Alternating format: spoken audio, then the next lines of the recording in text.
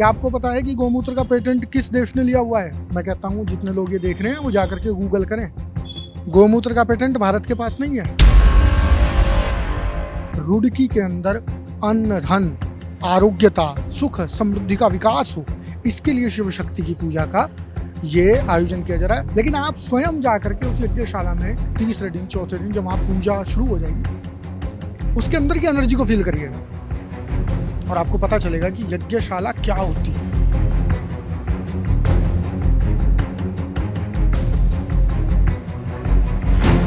भगवान का भजन करने के लिए, भगवान की पूजा करने के लिए आपके उपक्रम से पर्याप्त नहीं है, ईश्वर की कृपा होना भी आवश्यक है। तो ऐसा महायज्ञ रुड़की के लोगों को अनुभूति करने का अवसर मिल रहा है, इसमें जुड़ने का अवसर मिल रहा है, इसका हिस्सा बनने का अवसर मिल रहा है। आप सब लोग जुड़े और रुद्र चंडी महायज्ञ, जैसा कि आपने कहा, शिव और शक्ति का महासंगम, 1,00,000 बेलपत्र से भगवान का अर्चन, भगवान महाकाल की भस्म आरती, दिव्य भव्य भजन संध्या, प्रतिदिन कभी शाक सब्जियों से अर्चन, कभी दीपदान, कभी 56 भोग। तो भगवान की जो पूजा हम अपने घर में सीमित संसाधनों में नहीं कर पाते, उस श्रेष्ठतम पूजा को रुड़की के नेहरू स्टेडियम में आयोजित करने का ये प्रयास किया जा रहा है। और ये 9 दिसंबर से लेकर के 15 दिसंबर तक ये यज्ञ चलेगा। प्रातः 8 बजे से लेकर के 12 बजे तक महायज्ञ रहेगा और शाम को 2 बजे से लेकर के 5 बजे तक कथा का समय रहेगा। तो ये एक आयोजन है जो रुड़की के मध्य में किया जा रहा है। जी, रुद्र चंडी का मतलब आपने समझाया बहुत लोगों को, एक बार समझा दीजिए हमारे दर्शकों को भी। रुद्र चंडी का मतलब क्या हो गया? देखिए, रुद्र शब्द का अर्थ होता है शिव और चंडी का अर्थ होता है शक्ति, अर्थात देवी, भगवती, पार्वती। मैं इसे संस्कृत में तो समझा ही चुका, मैं विज्ञान की भाषा से भी यदि समझाऊं तो शिव जो है वो पदार्थ हैं, शिव मैटर हैं। आप शिव में से ई हटा दीजिए, इकार जो है शक्ति का स्वरूप है, क्या बचता है? शव बचता है। शिव में से ई हट जाने से शव बच जाता है। इसी प्रकार संसार में जो भी पदार्थ है वो शक्ति के बिना जो पूरित नहीं है, पूर्ण नहीं है। शिव और शक्ति की जब पूजा होती है तो शिव और शक्ति की पूजा से जो ऊर्जा निकलती है वो ऊर्जा इस समग्र विश्व को जो है बल प्रदान करती है, बुद्धि प्रदान करती है। रुड़की के अंदर अन्न, धन, आरोग्यता, सुख, समृद्धि का विकास हो, इसके लिए शिव शक्ति की पूजा का ये आयोजन किया जा रहा है। इसीलिए इस यज्ञ का नाम क्या है? रुद्र चंडी महायज्ञ। आचार्य जी, कोई आया यज्ञ में, पूरे के पूरे जो जितना भी यज्ञ चलेगा हमारा 3-4-5 दिन, कोई आया, किसी की कोई समस्या, स्वास्थ्य को लेके किसी का कोई मुकदमा चल रहा है या कुछ भी, किसी की नौकरी की समस्या है, विवाह की समस्या है, उसके बाद में कुछ अपने लाइफ में परिवर्तन, कुछ पॉजिटिव धनात्मक चेंजेस महसूस करेगा इस यज्ञ को अटेंड करने के बाद, इस यज्ञ में आहुति देने के बाद में? स्वाभाविक बात है, सनातन का डंका इस दुनिया में जैसे बज रहा है या सनातन जिस तरह से लोगों का उद्धार कर रहा है, हमारे ऋषि मुनियों की हजारों हजार साल की मेहनत है जो कर्मकांड के, ज्योतिष के, आयुर्वेद के, योग के रूप में उन्होंने दी है। अब योग को पश्चिम जगत ने अपना लिया तो इसका मतलब हम उस पर जो है प्राउड करते हैं।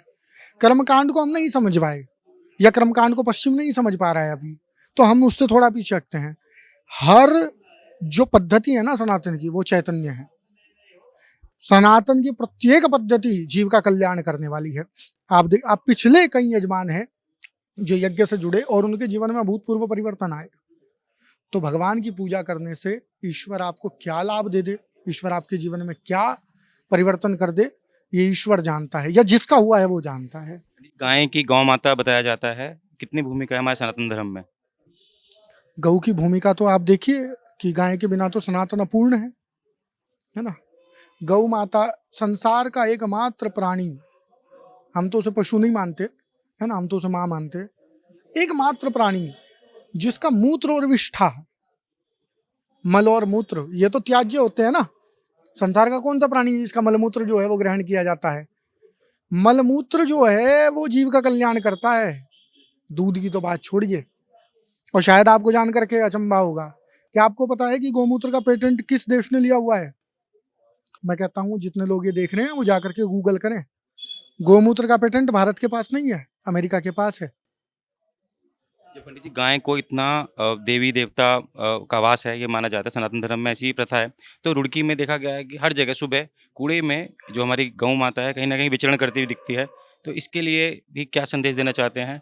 बीजेपी सरकार दावा करती है कि हम एक राष्ट्र प्रेमी हैं, तो क्या कहना चाहते हैं पूरे इस देखिए रुड़की के अंदर बड़ी सुंदर गौशाला है, जहाँ गायों का संरक्षण किया जाता है, उनकी देखभाल की जाती है।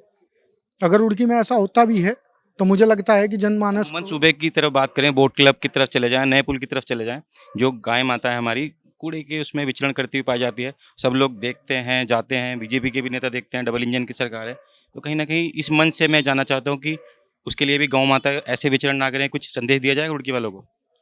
देखिए सरकार पर या किसी पार्टी पर तो आज नहीं बोलेंगे, लेकिन इतना कहेंगे कि ये आपको भी पता है, हमें भी पता है कि गौ माता को लेकर के अगर किसी ने प्रयास किया है तो वो कौन है, और गौशालाओं को किसने आगे बढ़ाया है, उनका संरक्षण किसने किया, वो लोग कौन है। हाँ, तीसरी बात ये है कि यदि ऐसा होता है तो मुझे लगता है जनमानस को थोड़ा सा उत्तरदायी होना चाहिए, और क्योंकि रुड़की में गौशाला है तो वहां जाकर के बताया जाए, संज्ञान में लाया जाए, और यदि वो किसकी निजी है तो उन्हें जाकर के टोका जाए कि ऐसा ना करें।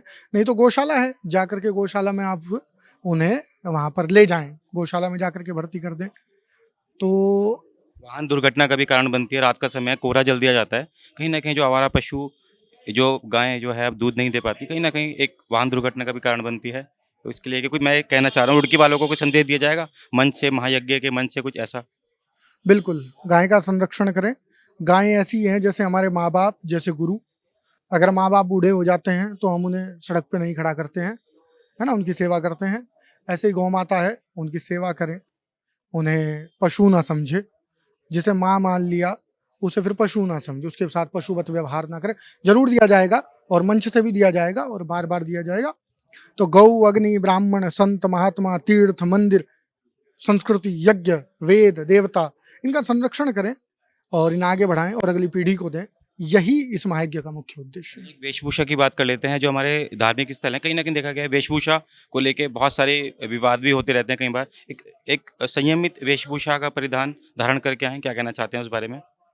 स्वाभाविक सी बात है कि आप जो देखते हैं आपके मन पर उसका प्रतिबिंब उतरता है ना। आप किसी गलत स्थान को देखते हैं, गलत व्यक्ति को देखते हैं तो आपको क्रोध आ जाता है। अच्छे व्यक्ति को देखते हैं आपके मन में अच्छा भाव आ जाता है। माँ को देखते हैं ममत्व आता है, पत्नी को देखते हैं एक अलग भाव आता है, पुत्र को देखते हैं एक अलग भाव आता है। तो वेशभूषा का अपना महत्व है। और फिर ड्रेस कोड तो दुनिया में हर जगह है। स्कूल का एक ड्रेस कोड है, आप यहाँ पर आए हैं तो आप एक कैजुअल में नहीं आ सकते, आपका एक ड्रेस कोड है। मंदिरों का एक ड्रेस कोड होना चाहिए, यज्ञशालाओं का एक ड्रेस कोड होना चाहिए और उसका हमें पालन करना चाहिए। और वहाँ पर मर्यादित वस्त्र जो होना जो बड़ा जरूरी है। आप वहाँ शॉप करने तो नहीं गए ना, वहाँ तो कुछ लेने गए, तो कुछ दिखाने नहीं गए, तो आप वहाँ तो आप मर्यादित वस्त्रों में जरूर जाना चाहिए। विशेष कुटिया का निर्माण किया जाएगा, उसके बारे में आप कुछ बताना चाहें? जी, पर्णकुटीर वैदिक यज्ञशाला का निर्माण किया जाएगा, जिसकी हम व्यक्तिगत तौर पे उसे नहीं कर पाते, निजी संसाधनों में, सीमित संसाधनों में गृहस्थ व्यक्ति नहीं कर पाता है। तो समग्र समाज मिल करके उसे एक वैदिक, क्योंकि उसकी लागत बड़ी आती है, बांस और फूस से वो पूरी यज्ञशाला बनती है। मैं तो कहता हूँ एक दिन आप आकर के कवर भी करिएगा वो कैसे बनती है ना, उसे देखिएगा। और उसका उद्देश्य यही होता है कि उसमें 7 दिन का यज्ञ हो। एक और बात, ये आप तो पत्रकार हैं और आप तटस्थ रहते हैं, जो आपका दायित्व भी है, लेकिन आप स्वयं जा करके उस यज्ञशाला में तीसरे दिन, चौथे दिन, जब वहाँ पूजा शुरू हो जाएगी, उसके अंदर की एनर्जी को फील करिएगा और आपको पता चलेगा कि यज्ञशाला क्या होती है। मतलब हम बता नहीं सकते यज्ञशाला क्या होती है, उसे आप अनुभव कर सकते हैं कि यज्ञशाला क्या होती है। लास्ट प्रश्न ले लेते हैं आपसे। अगर एक अनुमानित आंकड़े की बात की जाए, जितना भी दिन हमारा चलेगा, तो पूरा खर्चे की बात कर ली जाए तो मोटा मोटी आस्था का विषय है वैसे तो, लेकिन कितना खर्चा इसमें आ जाएगा? देखिए खर्च तो हम अनुमानित कर ही नहीं सकते, क्योंकि ना हम खर्च कर रहे हैं, हम तो मार्गदर्शक हैं। खर्च करने वाले जो हैं वो समाज के सभी प्रतिनिधि लोग हैं, और हम ना पूछते ना बताते, ये कार्य होना है, स्वयं करते हैं, कोई चर्चा नहीं होती है।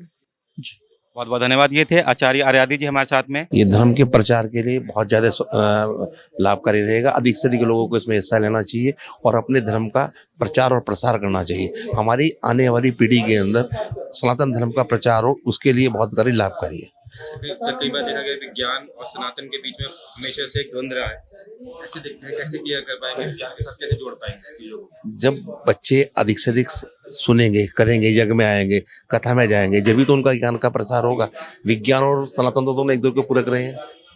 पर जब तक उनको सनातन के बारे में पता नहीं लगने का, जब तक उनको कैसे पता लगेगा सनातन विज्ञान से ही है, सनातन से ही विज्ञान है, जब तक वो नहीं आएंगे, क्योंकि नई जो पीढ़ी है हमारी उसको सनातन के बारे में सही ज्ञान नहीं है। वो अपने प्रगति के मार्ग पे बहुत तेजी से बढ़ रहे हैं, पर अपने धर्म को और अपने सनातन धर्म को पीछे छोड़ के चल रहे हैं। तो हमारा प्रयास ये है कि अधिक से अधिक बच्चे हमारे साथ जुड़ें और धर्म का लाभ करें। तो क्या कहना चाहते हैं, कहीं ना कहीं जो वेस्टर्न कंट्रीज है सनातन धर्म अपना रही है, जो यहाँ का कल्चर है, यहाँ की वेशभूषा है, यहाँ के लोग बाकी संस्कृति भूल के वेस्टर्न कल्चर की वजह क्या कहना चाहते हैं? देखिए, अब जिस प्रकार से हमारे यहाँ पर ये धर्म के आयोजन हो रहे हैं, तो उससे अब हमारे धर्म के प्रति जो हमारी आजकल की आने वाली पीढ़ी है वो थोड़ा जागरूक भी हो रही है, आपके माध्यम से, सोशल मीडिया के माध्यम से। और जो हमारे यहाँ पे धर्म के आयोजन होते हैं, जैसे श्री रामलीला वगैरह भी होती हैं, और भी कई आयोजन ऐसे होते हैं, ये अपना यज्ञ वगैरह होते हैं कि धीरे धीरे हमारी पीढ़ी को इस चीज़ से जोड़ा जा रहा है और धर्म के प्रति, और हमारे जो आजकल के आने वाले युवा हैं वो इस चीज़ को लेकर जागरूक भी हो रहे हैं। पश्चिमी कल्चर हम लोग अपना रहे हैं, लेकिन एक अब जो आप लोगों ने या जो हमारे जो पीछे जो हमारे पंडित जी वगैरह जो आयोजन कराते हैं, और भी काफ़ी अब आयोजन होने लगे हैं, आप भी देखते हैं। समझ हमारे रुड़की शहर में देख लीजिए, एक छोटा शहर होने के कारण जगह जगह गणेश जी के अपना आयोजन होते हैं, रामलीला होती है, और भी कई प्रकार के धार्मिक आयोजन होते हैं, तो उससे जागरण होते हैं माता भगवती के। तो धर्म के प्रति जो है, जो आजकल की नई पीढ़ी है वो अब जुड़ती जा रही है। अभी आपने देखा एक प्रेस वार्ता हुई है, बहुत जल्दी आपके शहर रुड़की में एक बहुत ही सुंदर धार्मिक आयोजन शुरू होने वाला है। ज़्यादा से ज़्यादा संख्या में जुड़ के इस धार्मिक जो यज्ञ है इसका लाभ उठाएं। देखते रहिए द न्यूज़ वन नेटवर्क। धन्यवाद।